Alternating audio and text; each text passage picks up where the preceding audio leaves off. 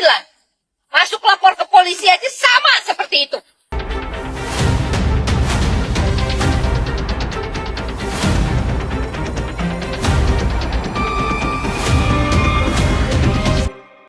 Itu sama sekali kalau menurut dia dan kami juga selaku PH-nya melakukan analisis ini bahwa Nikita ini tidak melakukan apa yang dituduhkan sebenarnya. Ya tidak bisa juga praktisi hukum yang dari sana. Dia kan sudah terbukti menerima uang. Dia kan melakukan pengancaman. Dan hukum itu tidak boleh begitu. Harus utuh kita melihatnya sesuai dengan peristiwanya. Ya.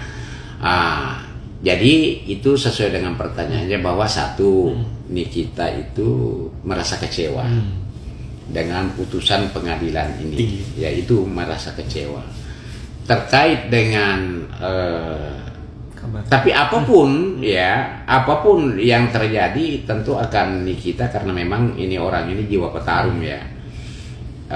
Tentu akan tetap melakukan upaya hukum sampai upaya hukum itu mungkin habis ya. Dan kalau ditanya bagaimana kabarnya ya happy-happy saja karena memang mau diapain lagi kan, karena ini kan persoalan ini kan urusan negara ya, ini kan beliau ini ditahan karena memang adalah proses hukum. Nah sebenarnya kalau kita bertanya apa harapannya memang harus dibebaskan dan berkumpul kembali kepada keluarganya. Dan saya berharap sebenarnya orang-orang yang di luar sana penegak hukum pada khususnya tolonglah benar-benar kasus ini dikaji dengan baik ya, khususnya ini di kasasi ini apakah penerapan hukumnya ini dari pengadilan negeri sampai pengadilan tinggi ini sudah benar atau tidak. Tapi kalau misalnya memang itu tidak benar, janganlah orang ini dinyatakan lagi bersalah ya, janganlah orang ini dinyatakan bersalah karena seperti tadi di awal saya sampaikan bahwa ada penerapan hukum yang sangat keliru di sini ya, dan Nikita ini memang harus benar-benar dibebaskan ya, biar dia berkumpul kembali sama keluarganya.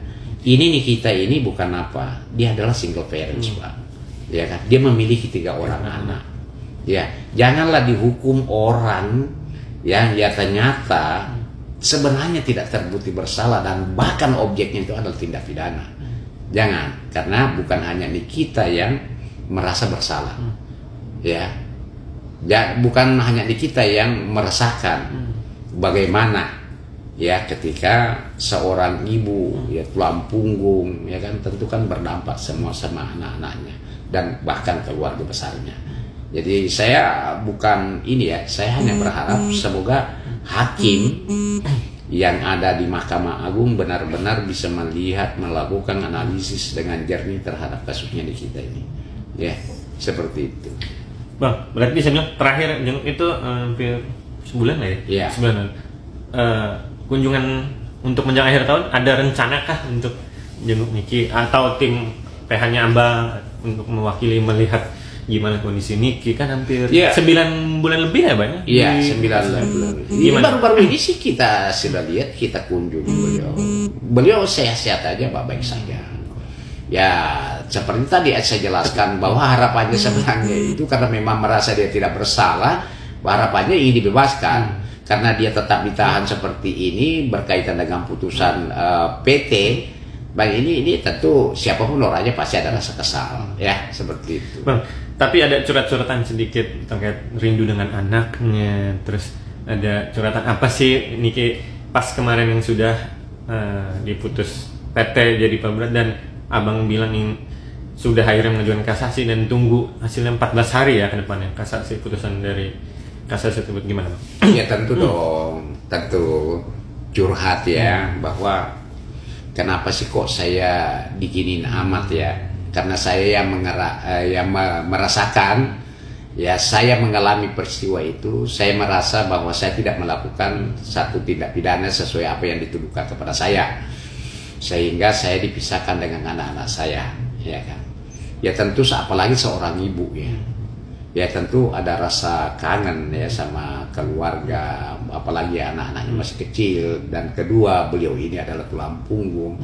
Makanya saya sangat disayangkan ketika misalnya ada pihak-pihak pengambil keputusan adalah seorang ibu, seorang perempuan ya, seorang perempuan, dia tidak melakukan analisis dengan baik, kemudian dinyatakan orang bersalah, ya, bahkan hukumannya ditambah. Ini hati nuraninya seorang ibu ada di mana sebenarnya?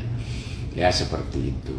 Ya, benarlah, sekali lagi saya ingin menegaskan bahwa semoga hukum ke depan ini, pidana pada khususnya, ya, benar-benar diambil alih oleh negara, ya, oleh negara, tanpa ada intervensi dari pelapor yang mana hukum itu dijadikan alat sebagai balas dendam. Seperti itu, ya. Oke. Terima kasih Bang Andi. Jadi sekarang ini hukum di Indonesia harus ada duit. Kalau tidak ada duit, tidak ada hukum berpihak kepada manusia itu. Ya, bagi saya. Jangankan masalah hukum peradilan. Masuk lapor ke polisi aja sama seperti itu. Oke. Ada hukum, tapi uang terus berjalan. Manusia juga butuh makan, sama, semua juga begitu. Tapi tolonglah memilah dan memilih mana yang seharusnya kalian itu gugat dan mana yang seharusnya kalian itu bela. Tolong dong, peradilan itu jangan sampai tajam ke bawah. Kasihan mereka yang gak punya duit. Kasihan mereka yang tidak punya sesuatu yang prioritas. Jangan menganggap uang di atas segalanya. Kalian bisa seenaknya aja. Kata-kata hari ini, kalau rakyat Indonesia ingin perubahan, nepalkan seluruh pejabat-pejabat negara yang ada sekarang. Halo guys, oke guys, nih aku udah lama ya nggak bahas kasusnya Nikita Mirzani. Kok bisa dipaksakan? Ya, akan aku selalu bilang, dalam kasus Nikita Mirzani itu ada permainan kartu. Seperti itu. Aneh kan?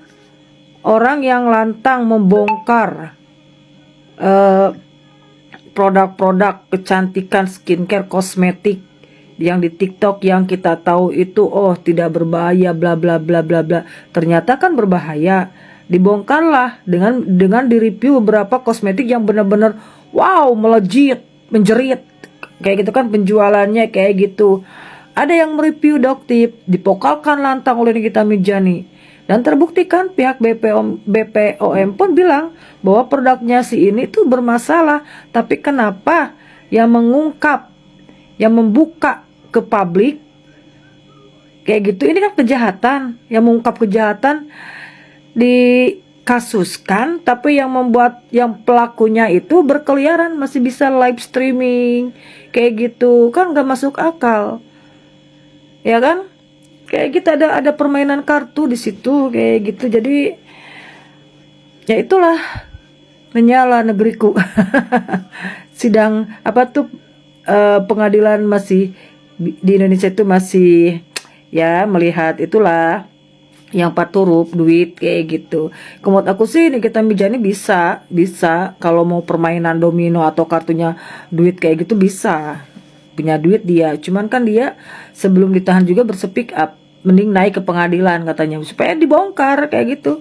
Dan lihatlah banyak kerancuan dan kejanggalan di kasus Nikita Mirzani. Orang yang mengungkap kejahatan dipenjerong, pelakunya malah berkeliaran bebas. Menyala negeriku.